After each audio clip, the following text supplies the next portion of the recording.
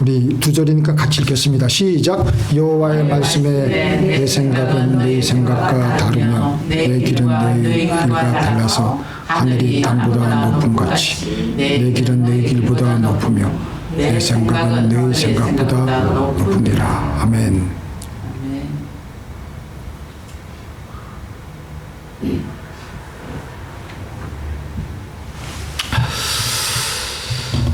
하나님의 방식과 우리의 방식입니다. 우리의 삶의 방식 그리고 하나님이 생각하는 삶의 방식은 근본적으로 틀립니다. 우리는 하나님이 생각하고 있는 그 생각과 우리는 정반대되는 생각을 하고 있는 영적인 유전인자를 우리는 태어나면서부터 그걸 유전을 받았습니다. 그렇게 된 이유는 아담과 하와가 선악과를 따먹고 타락을 하면서 그 선악과를 따먹었다는 게 뭐냐면 이제부터는 선악의 판단을 우리가 직접 하겠다라는 겁니다. 근데 그 이전에 또 선악을 판단했는데 자기네들이 직접 한 것이 아니라 하나님께서 좋다, 하나님께서 나쁘다 그러면 거기에 따라서 살았습니다. 하나님께서 좋다, 하나님께서 나쁘다, 이거는 이렇게 해야 된다, 저거는 저렇게 해야 된다, 이거는 하지 말아라, 그대로 하니까 에덴 동산에서 너무너무 행복하게 살았어요. 그런데 어느 날 선악과를 따먹고 난 이후로 선악을 직접 내가 내 나름대로 내 판단대로 하고 난 이후부터는 어떤 일이 다가왔습니까? 가시와 엉겅퀴와 저주와 사망이 다가오게 된 것입니다. 하나님의 판단 그리고 우리의 판단, 하나님의 생각, 우리의 생각, 하나님의 방식, 우리의 방식은 정반대입니다. 우리가 그 레돈드 비치에 가게 되면은 집을 짓는데 건물을 짓는데 무척 시간이 오래 걸립니다. 지하 기반 공사를 몇 년씩 하고 그 다음에 그거를 한 다음에 1층, 2층, 3층 그렇게 짓습니다. 우리 사람은요, 무언가 이 땅에서 건축을 할 때 밑에서부터 올라갑니다. 바벨탑도 밑에서부터 올라갔습니다. 그런데 하나님은 거꾸로입니다. 성막을 지을 때나 방주를 지을 때 성경을 자세히 읽어보면은 하나님은 위에서부터 짓는 것을 우리는 보게 됩니다. 그 방주의 제도는 이러하니 장이 300규빗, 왕이 50규빗, 고가 30규빗이며 자 순서가 어떻게 됩니까? 창을 내되 위에서부터 한 규빗에 내고 그 문은 옆으로 내고 상중하 3층으로 발지니라. 그러니까 방주를 지을 때 하나님께서 명령하신 것도 순서가 위에서부터입니다. 성막을 지을 때도 먼저 하나님께서 출애굽기 26장에 여러분들 오늘 집에 가서 한번 면밀히 한번 연구해 보세요.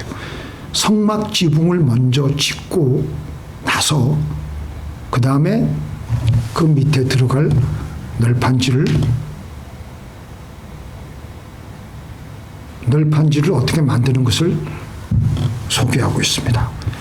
그러니까 하나님이 건축을 하는 그 순서와 우리가 건축하는 순서는 정반대입니다. 하나님의 방식, 우리의 방식, 아니 이렇게 틀리나?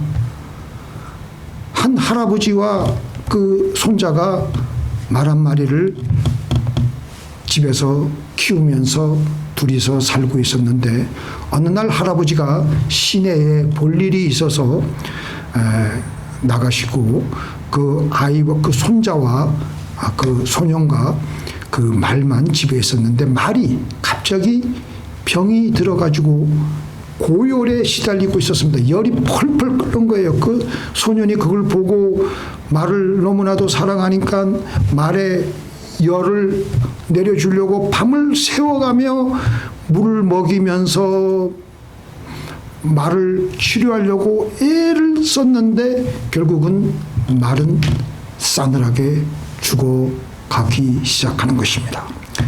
그 다음날 새벽에 시내에서 돌아오신 할아버지가 그 광경을 보고 나서 얘야, 말은 열이 날 때 절대 물을 먹여서는 안 된다.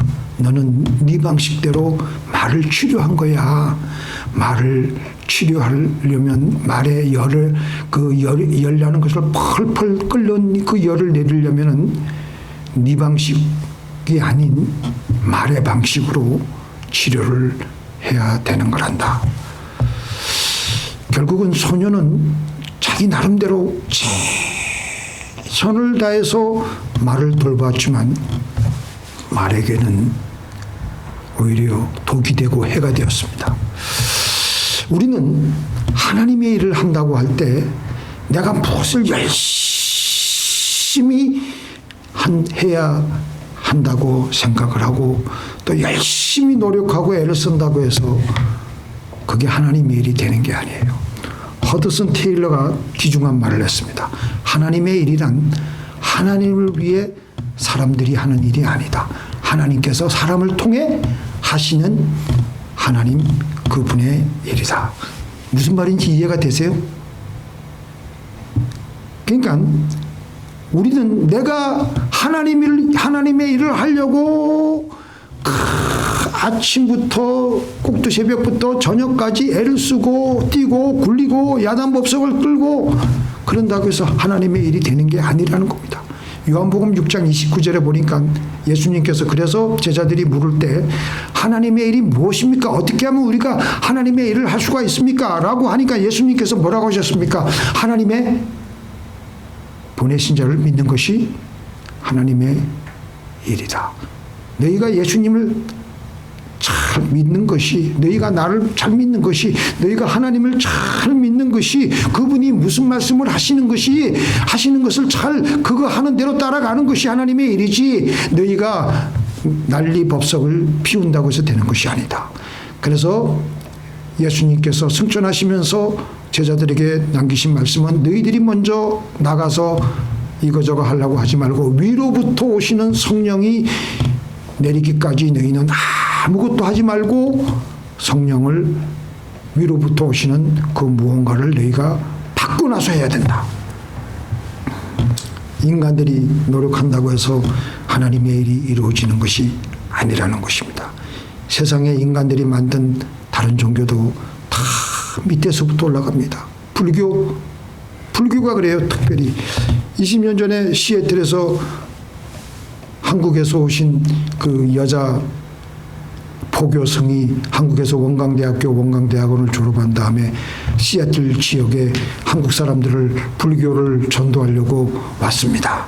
근데 이분이 시애틀에서 포교 활동을 하다가 한국 목사를 만나가지고 그 복음을 한번 그냥 어떻게 하다가 듣게 됐는데 십자가의 진리와 여러 가지 하나님의 그 사랑의 그 기독교의 그 핵심 진리를 듣는데 갑자기 그 여자 포교성에게 성령님께서 역사하셔가지고 눈물을 쭉 흘리면서 이 포교성이 무릎을 꿇고 하나님의 그 사랑을 받아들이고 예수님을 영접했던 것입니다. 바로 세례받고 이분이 신학교를 가가지고 신학 공부를 했는데 신학교 졸업할 때 논문이 뭐냐면은 기독교와 불교의 비교.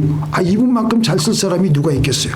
그래서 이분이 졸업 논문을 한마디로 요약하고 있는데 기독교는 기쁨의 진리이다. 불교는 가도 끝이 없는 어려운 철학이다. 내가 52년 믿었지만 불교는 정말 어렵다.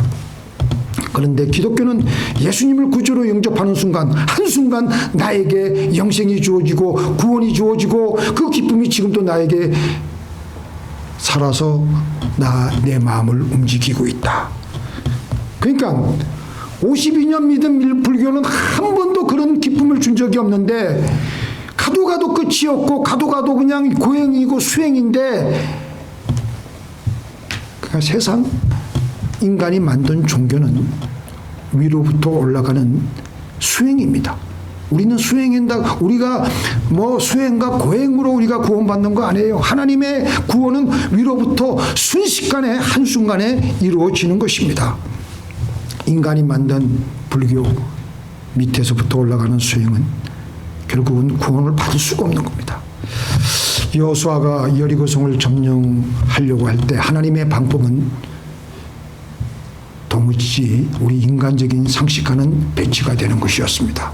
그 견고한 여리고성을 도는데 제사장들이 법궤를 먼저 메고 뒤에서 7명의 제사장이 나팔을 불면서 하루에 한 바퀴씩 6일째 돌고 그리고 마지막 날에는 그렇게 돌다가 그 나팔을 한 다음에 나팔을 7바퀴를 돈 다음에 맨 마지막에는 제사장이 이제 그 제사장들 7명이 나팔을 길게 불 때 그때 이스라엘 백성들이 환호를 크게 함성을 지르라고 했습니다. 그러면은 순식간에 성은 무너질 것이다. 이게 하나님의 방법이에요. 너무 웃긴 게 아니겠습니까? 우리가 생각할 때는 여리고성을 공격하거나 포위하거나 여리고성을 함락하기 위해서는 공성체를 짓고 거기 아니면은 밑에서부터 올라가고 여러 가지 뭐 그냥 이렇게 해야 되는데 그런 방법이 아니었어요. 그런데 여호수아와 이스라엘 백성들은 그 말도 안 되는 하나님의 방법과 말씀을 따라서 순종했습니다.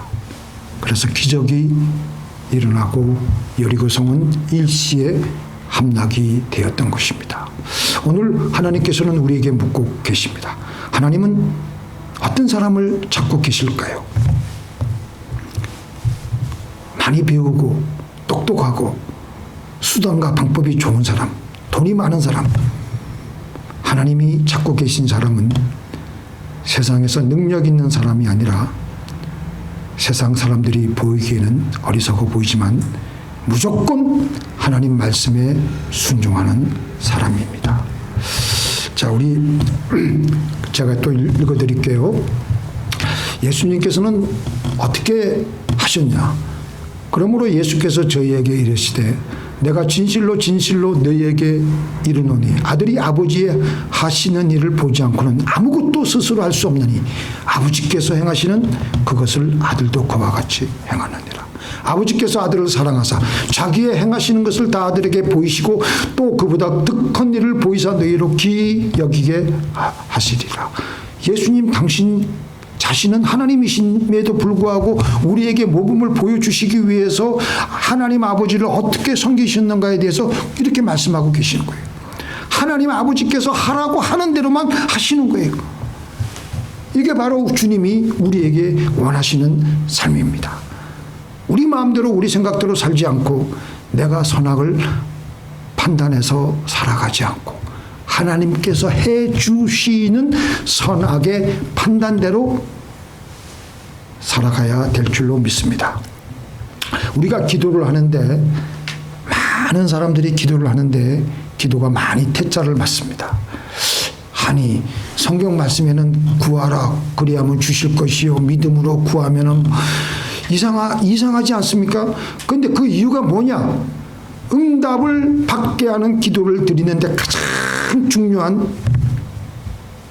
선제적인 조건은 순종의 계단을 거쳐야지만 된다는 것입니다.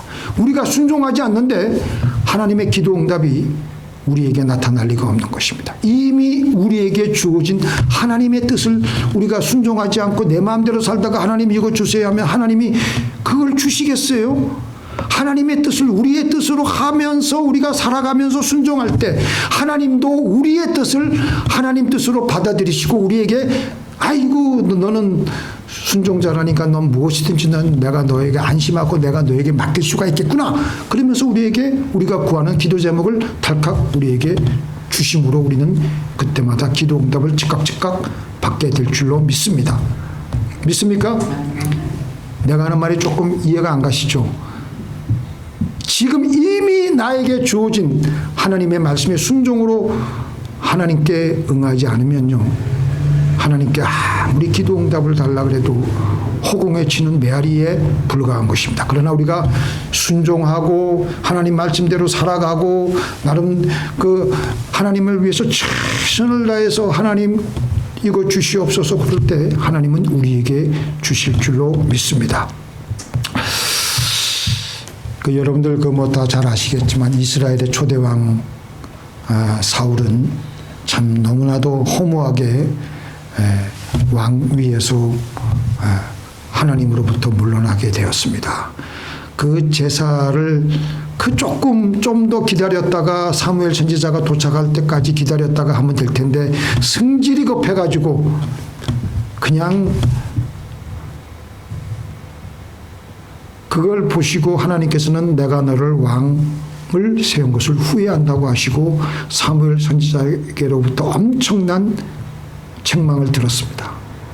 근데 사실 사울 왕도 할 말은 있었어요. 왜냐하면은 아니 지금 사무엘 선지자가 빨리 와야 될 텐데 적들은 빨리 지금 블레셋 저 팔레스타인 저놈들은 막 쳐들어오는데 빨리 제사를 지내고 나가야 될 텐데 선지자는 이 나이가 들어서 그런지 천천히 오지, 이 군사들은 그냥 마음이 동요가 되니까 서로 흩어질라 그러지 얼마나 마음이 급했겠어요.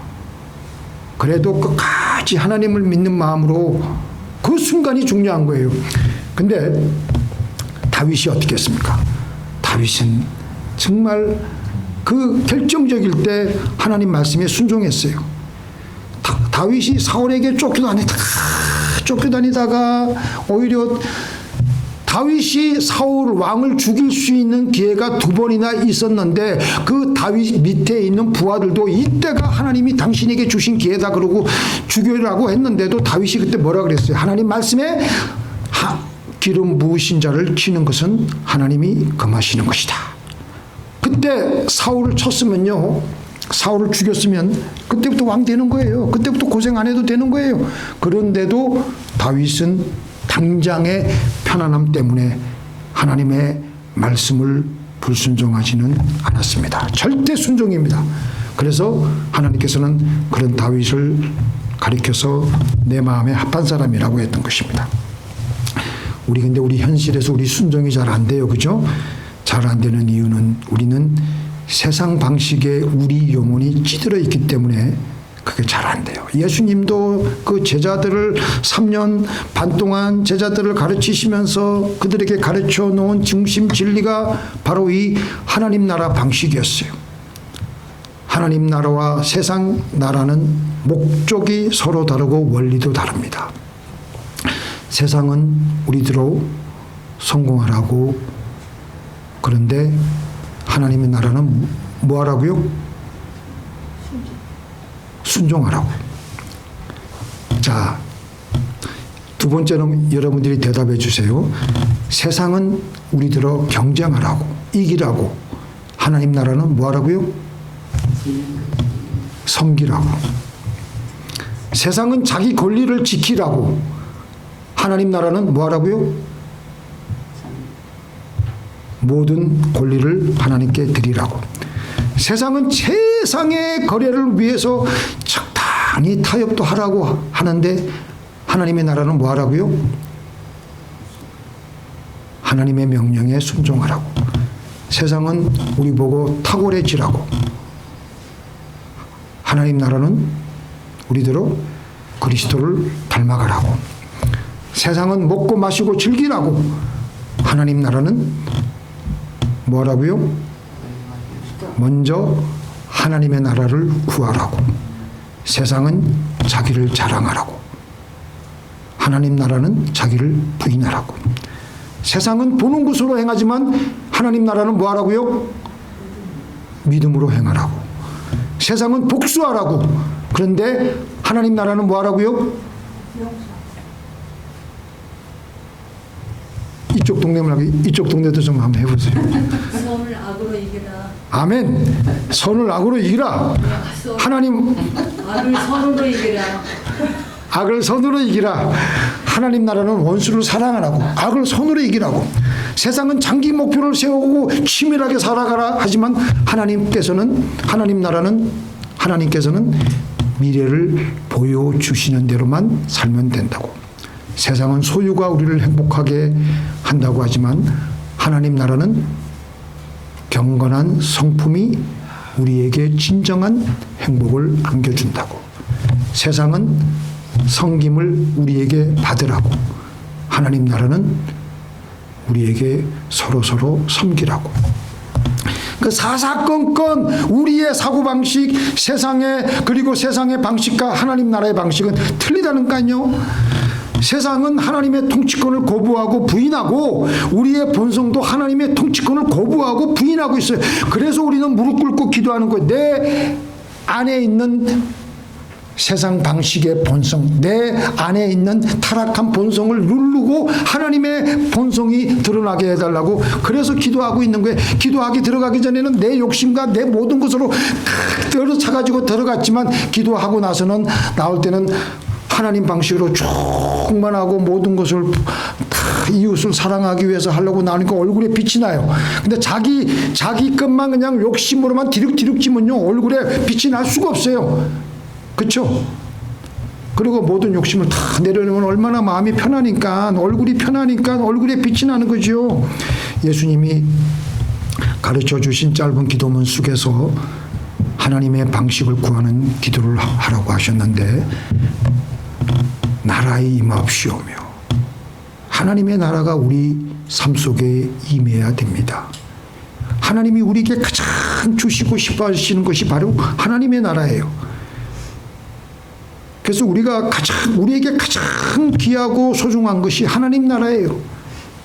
그래서 우리는 이것저것 달라고 하기 전에 하나님의 나라를 달라고 하는 거예요. 하나님 나라를 달라고 하는 건 뭐예요?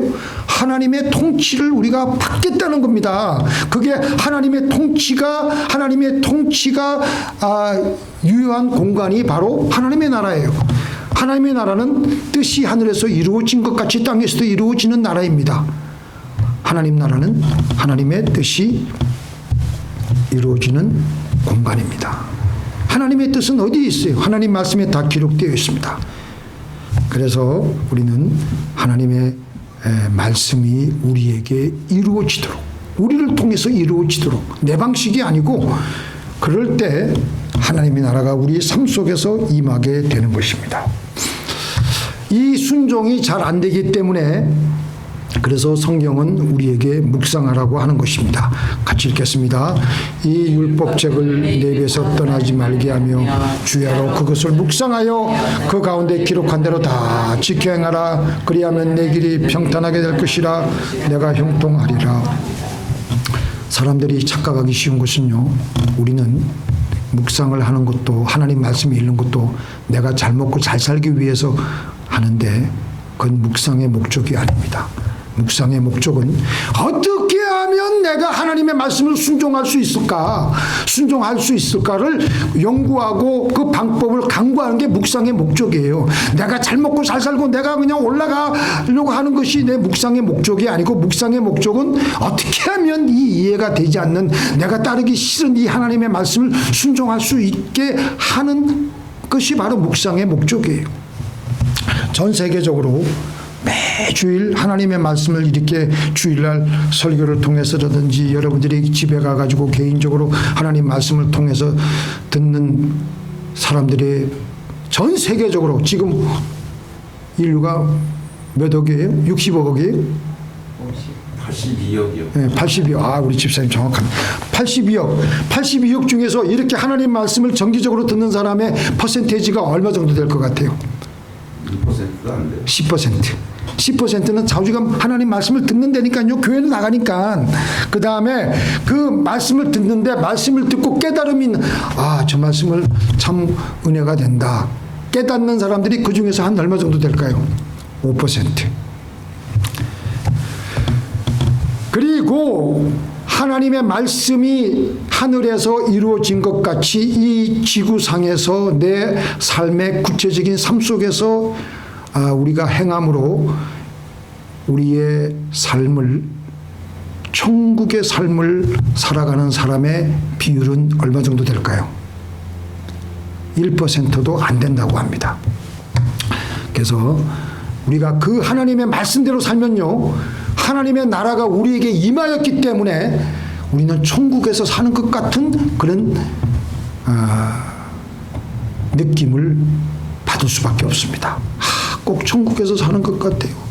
하나님의 임재를 늘 느끼고 내가 가진 것 없고 내 환경은 달라진 것 없지만 하나님의 임재가 늘 나와 함께 하니까, 하나님 말씀대로 사니까, 하나님 나라가 임하니까 천국에서 사는 것 같은 그런 느낌과 기분을 가지고 힘차게 자기의 삶을 영위하는 겁니다.